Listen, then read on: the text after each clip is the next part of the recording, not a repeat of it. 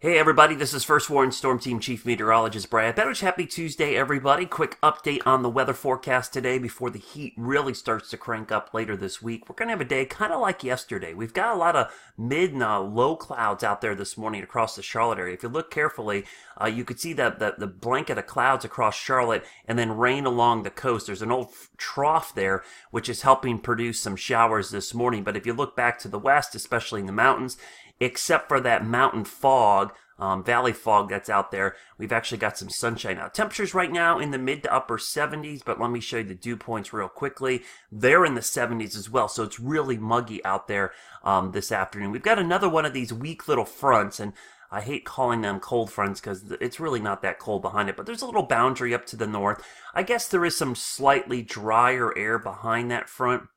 If we look at the temperatures, it's still in the 60s and 70s up there, but when you look at the dew points, it is slightly drier to the north. What this front is going to do, it's going to kind of sag down here a little bit today and kind of just sit there, and then it's going to kind of dissipate, but it could be enough to kick off some afternoon storms. I'm going to show you the short range, what we call rapid refresh model, kind of showing you where those showers and thunderstorms will develop. Notice the heavy rain along the coast with that old trough.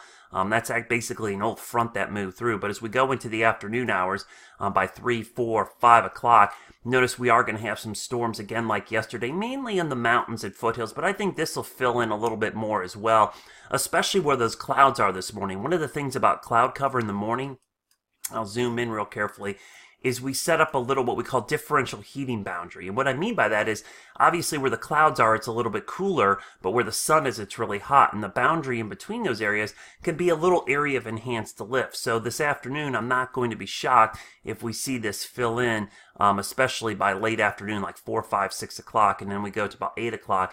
Kind of like last night, the storms will be isolated in nature. Some could be strong with some damaging winds and small hail, but flooding would be the big threat because the atmosphere is so absolutely saturated. So that's just a quick update on the weather today. I'll see you today starting at 4, 5, and 6, and we'll have to start looking ahead to lower rain chances, but the big heat wave building for the weekend. Hope you have a great Tuesday, everybody.